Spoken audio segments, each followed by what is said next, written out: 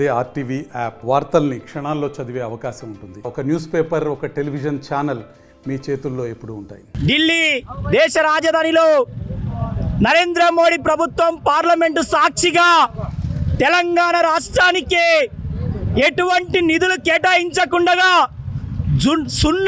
సున్నా నిధులతోటి ఈరోజు బడ్జెట్ ప్రవేశపెట్టినటువంటి పరిస్థితి ఈ దేశంలో కనబడతా ఉంది. దేశ చరిత్రలోనే ఈరోజు లిఖించబడ్డటువంటి రోజు మన్నా కనబడ్డది. పార్లమెంటు సాక్షిగా ఈరోజు 0% నిధులు కేటాయించడం అంటే ఈ రాష్ట్రంలో ఉన్నటువంటి 8 మంది ఎంపీలు, బీజేపీ ఎంపీలు, 2 కేంద్ర మంత్రులు సమాధానం చెప్పాలి. సాక్షాత్ 4 కోట్ల మంది ప్రజలని ఈరోజు మోసగిచ్చినటువంటి పరిస్థితి బీజేపీ ఎంపీలు కనబడతా ఉన్నది. ఎందుకంటే ఈ ఉమ్మడి మహబూబ్నగర్ జిల్లా మహబూబ్నగర్ ఎంపీ అరుణమ్మ గారు ఎన్నికలప్పుడు అనేక విషయాలు ప్రలోభాలు పలికినటువంటి పరిస్థితి ఉన్నది. ఏమని అంటే మేమొస్తే మళ్ళీ కాబోయేది నరేంద్ర మోడీ ప్రధానమంత్రి. నరేంద్ర మోడీ ప్రధానమంత్రి అయితే ఈ రాష్ట్రంలో అనేక పెండింగ్ ప్రాజెక్టుల కల్లా మేము నిధులు తీసుకొచ్చి ఈ రాష్ట్రాన్ని అభివృద్ధి చేస్తామన్నారు. కానీ ఈరోజు మేము అడుగుతూ ఉన్నాం, అరుణమ్మ గారిని మీరు చెవులలో పత్తులు పెట్టుకొని పార్లమెంట్లో కూర్చున్నారా అని మేము అడుగుతా ఉన్నాం. ఎందుకంటే పాలమూరు రంగారెడ్డి ఈ ప్రాజెక్టుకి జాతీయ హోదా ఇస్తామన్నమాట వాస్తవం కాదా మేము అడుగుతా ఉన్నాం. మళ్ళీ ఎక్కడ పోయింది జాతీయ హోదా? కనీసం ఆ ఊసే ఎత్తని పరిస్థితి ఉన్నటువంటి పరిస్థితి ఉన్నది. బీఆర్ఎస్ ప్రభుత్వంలో ప్రతిష్టాత్మకంగా తీసుకొని కాళేశ్వరం ప్రాజెక్టు కడితే ఈరోజు కాళేశ్వరం ప్రాజెక్టు పరిస్థితి ఇప్పటికీ 3 సార్లు ప్రధానమంత్రి అయిన నరేంద్ర మోడీ ఊసెత్తని పరిస్థితి ఉంది. మేము అడుగుతా ఉన్నాం, అక్కడక్కడ ఫేక్ న్యూస్లు పెడతా ఉన్నారు, సోషల్ మీడియాలో అబద్ధాలు ప్రచారం చేస్తూ ఉన్నారు.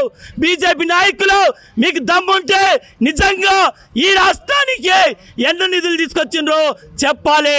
ఈ రాష్ట్రం నుంచి 4 కోట్ల మంది ప్రజల నుంచి ఈరోజు పన్నుల రూపకంగా, ట్యాక్సీల రూపకంగా డబ్బులు కేంద్ర ప్రభుత్వానికి చేరుతా ఉన్నాయి.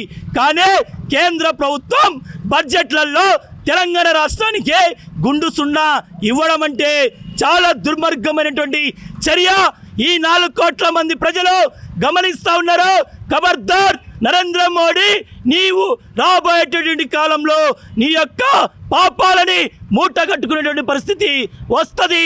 కాబట్టి రాబోయేటటువంటి కాలంలో పెద్ద ఎత్తున తెలంగాణ ప్రజలందరూ కూడా బీజేపీ విధానాల పట్ల, నరేంద్ర మోడీ విధానాల పట్ల పెద్ద ఎత్తున తిరుగుబాటు చేసే పరిస్థితి కనబడతా ఉందని చెప్పేసి మేము సిపిఎం పార్టీగా తెలియజేస్తా ఉన్నాం. Master minds, the pride of India. Inter, MPC, BiPC, MEC, CEC చదివిన విద్యార్థులకు సిఏ మరియు సిఎంఏ ఫౌండేషన్ కొరకు నూతన బ్యాచెస్ ప్రారంభం.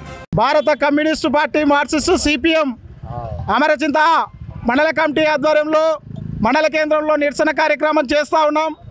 ప్రధానంగా ఈరోజు దేశవ్యాప్తంగా సిపిఎం పోలిట్ బ్యూరో నిర్ణయానికి కేంద్ర ప్రభుత్వం ప్రవేశపెట్టినటువంటి బడ్జెట్ను నిరాశిస్తూ తెలంగాణ రాష్ట్రానికి ఎక్కువ నిధులు కేటాయించాలని చెప్పేసి కూడా ఈరోజు సిపిఎం పార్టీగా డిమాండ్ చేస్తూ బడ్జెట్లో ఆంధ్రప్రదేశ్కి, బీహార్కి నిధులు కేటాయించి తెలంగాణ రాష్ట్రానికి కేటాయించకపోవడం దుర్మార్గం.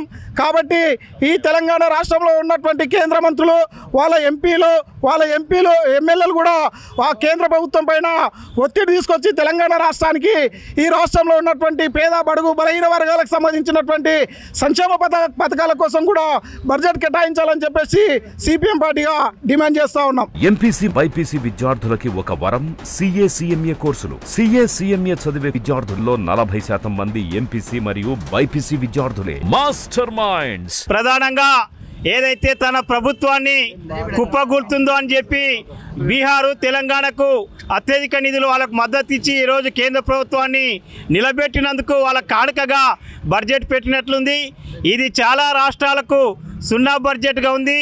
ప్రధానంగా తెలంగాణ రాష్ట్రం ఎప్పుడైతే గత 10 ఏళ్ల కిందట ఉమ్మడి ఆంధ్రప్రదేశ్ నుంచి పునర్విభజన చట్టంలో ఉన్నటువంటి చట్టాలను అమలు చేయాలి, అందులో భాగంగా వెనుకబడినటువంటి 10 జిల్లాలకు కూడా కేంద్ర ప్రభుత్వం ఎక్కువ నిధులు ఇవ్వాలని చెప్పి పునర్విభజన చట్టంలో ఉంది.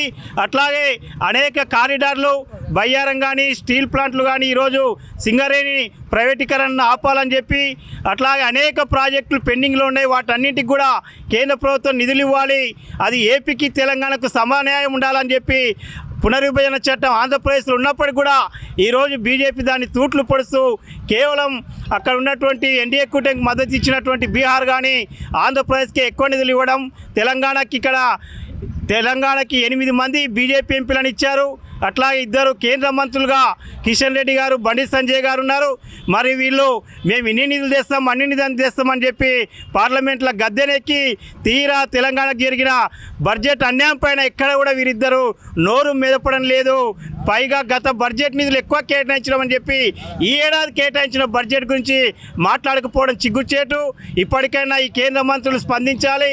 బీజేపీ 8 మంది ఎంపీలు కేంద్ర బీజేపీ ప్రభుత్వం పైన ఒత్తిడి తెచ్చి తెలంగాణకు ఎక్కువ నిధులు కేటాయించాలని చెప్పి సిపిఎం పార్టీగా డిమాండ్ చేస్తా ఉన్నాం. మరిన్ని వీడియోస్ కోసం ఛానల్ ని సబ్స్క్రైబ్ చేయండి, లేటెస్ట్ అప్డేట్స్ కోసం వాట్సాప్ ఛానల్ ని ఫాలో చేయండి అండ్ లింక్ డిస్క్రిప్షన్ లో ఉంది.